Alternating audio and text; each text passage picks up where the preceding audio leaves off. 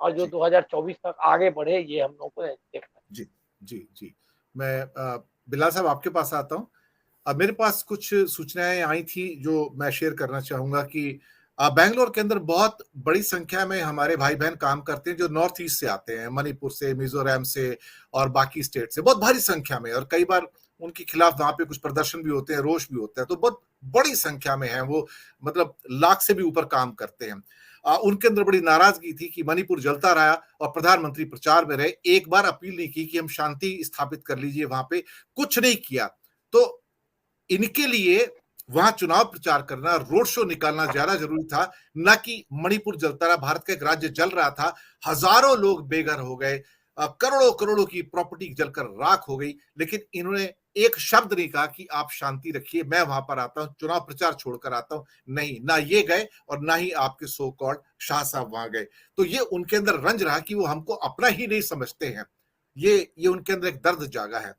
ये एक बात थी। लेकिन आप पूरे परिदृश्य को किस रूप में देखते हैं, खासतौर से जो साउथ का गेटवे भारतीय जनता पार्टी के हाथ से निकला है? तो कहीं ना कहीं चिंता की रेखाएं तो उनके माइंड में भी आएंगी। वो भी संकेतों को समझ रहे होंगे कि हाँ, ये भूकंप आने जा रहा है, तो तैयारी कर लो, कहीं ऐसा ना हो कि ज्यादा धर्मांधता में जाके कहीं हम और अपने पैरों पर कुल्हाड़ी ना मार ले। बिलाल साहब। देखिए वोरा जी, सभी पैनलिस्ट ने बड़े सुंदर पॉइंट स्कोर्स किए, बड़े अच्छी तरीके से बात रखी है, बड़ी तार्किक बातें रखी हैं और बड़ी गहराई से गुजरात को ट्रेस करने की कोशिश की है। मैं दोपहर भी आपके साथ था, लेकिन इस 5 बजे की डिबेट में मैं कोशिश करता हूं कि कुछ एक नए तरीके से इस डिबेट को आगे बढ़ाऊं। और मैं यहाँ पर जेडीएस जनता दल सेकुलर पर कुछ कहना चाहता हूँ। दरअसल जो जनता दल सेकुलर की जो भूमिका थी, जो बार बार ये क्लेम कर रही थी हम किंग मेकर की भूमिका में उभर के आएंगे, और जैसे ही चुनाव संपन्न हुआ और जो टिप्पणी जनता दल सेकुलर की के नेताओं की तरफ से एक प्रेस कॉन्फ्रेंस करके रखी गई, उस पर सभी लोग चौकन्ने हो गए।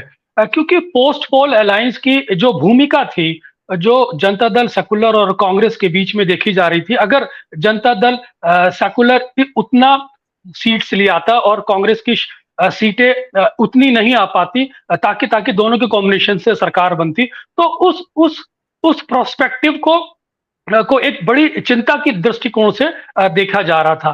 तो मैं यहाँ पर ये कहना चाहूंगा कि जो देव गौड़ा जी ने जिस नीति को लेकर और जिस धर्मनिरपेक्षता को लेकर जनता दल सेकुलर को खास तौर से कर्नाटक के अंदर आगे बढ़ाया था, और जिस तरह से मौजूदा समय में जनता दल सेकुलर ने चोला ओढ़कर धर्मनिरपेक्षता की राजनीति करने की कोशिश की, जो बयान के बाद एक्सपोज हो गई, वो बड़ा चिंता का विषय है।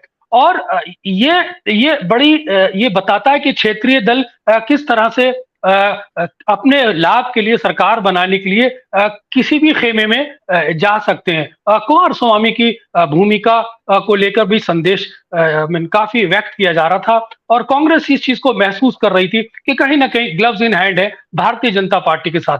तो उस बयान ने उसकी कहीं ना कहीं उससे पर्दा हटाया है, और जो एक वेटेज था जनता दल सेकुलर का, जो पोस्ट पोल अलायंस से संभव था कांग्रेस के साथ, वो वेटेज कम हुआ है। और ये या कहूंगा कि ना खुदा मिला ना विसाले सनम, ना इधर के रहे ना उधर के रहे, ना तो भारतीय जनता पार्टी के साथ जा सकते हैं, और कांग्रेस फुल फ्लेज मेजोरिटी में आ गई है, तो वो वेटेज नहीं ले पाएंगे जिसकी अपेक्षा पोस्ट पोल अलायंस के बाद की जा रही थी। तो ये मैं एक महत्वपूर्ण पॉइंट जो मेरे माइंड में था, मैं यहाँ पर ऐड करने के साथ साथ आगे ये कहना चाहूंगा कि जो क्षेत्रीय छत्रपों की जो भूमिका है वो काफी महत्वपूर्ण है, चाहे वो डीके शिव कुमार हो, सिद्धारमैया हो। साथ ही साथ पार्टी के जो इंटरनल सैबोटाज है वो किस हद तक किसी भी पार्टी को डैमेज कर सकते हैं, ये कर्नाटक का एक जीता जागता उदाहरण है। ये सिर्फ कर्नाटक ही नहीं, मेरा संकेत राजस्थान में राजेश पायलट और अशोक गहलोत के बीच में होने वाले रिफ्ट की ओर भी है कि पार्टियों को सचेत रहना चाहिए।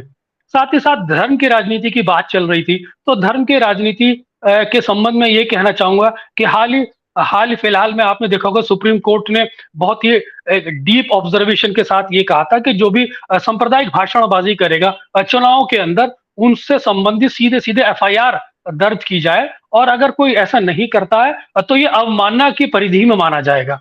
दरअसल हिंदुत्व की जब राजनीति करते हैं तो सुप्रीम कोर्ट की एक ऑब्जर्वेशन है जो लाल कृष्ण आडवाणी के समय में किसी ने पीआईएल डाल के कही थी कि धर्म की राजनीति करते हैं, तो सुप्रीम कोर्ट की ऑब्जर्वेशन आई थी कि दरअसल ये हिंदू जो है, यह हिंदुत्व है, ये एक परंपरा, ये धर्म नहीं है। तो ये वो ग्रे एरिया है जिसके माध्यम से आप हिंदुत्व की राजनीति को कर पाते हैं, और इस पर सुप्रीम कोर्ट को एक डीप थिंकिंग के साथ स्पष्ट कर देना चाहिए कि धर्म की राजनीति की जो व्याख्या है वो किस तरह से भारतीय संविधान के अनुरूप होनी चाहिए या नहीं होनी चाहिए। क्योंकि अगर आप सीधे सीधे धर्म की राजनीति करते हैं तो वो इनडायरेक्टली एक सांप्रदायिकता की परिधि में भी आ जाती है। तीसरा पॉइंट मैं यहाँ कहना चाहूंगा कि जो बजरंग दल पर पाबंदी की बात थी, वो कांग्रेस का एक कैलकुलेटेड स्टेप था। दरअसल कांग्रेस ने जहां भारतीय जनता पार्टी को ट्रैप करने की कोशिश की थी और भारतीय जनता पार्टी ये समझ बैठी कि इसके माध्यम से हम ध्रुवीकरण कर लेंगे, वो कर्नाटक की भूमि में एक रिवर्स स्विंग की तरह काम किया। क्योंकि पीएफआई पर ऑलरेडी कांग्रेस बैन की बात कर चुकी थी, तो बजरंग दल पर जब उन्होंने बैन की बात की तो वो जेडीएस के जो माइनॉरिटी वोट है उस पर ज्यादा प्रभावित हुआ और उसने जेडीएस के माइनॉरिटी वोट को शिफ्ट किया कांग्रेस के अंदर, जिससे जेडीएस को भी नुकसान हुआ और कांग्रेस को एडवांटेज हुआ। तो ये रिवर्स स्विंग की तरह कर्नाटक के अंदर काम किया, और साथ ही साथ जिस पोलराइजेशन की अपेक्षा भारतीय जनता पार्टी कर रही थी वो उसमें कामयाब नहीं हो पाई। तो ये कुछ पॉइंट्स हैं जो मैंने महसूस किए हैं और जिसको मैंने आपके सामने रखा।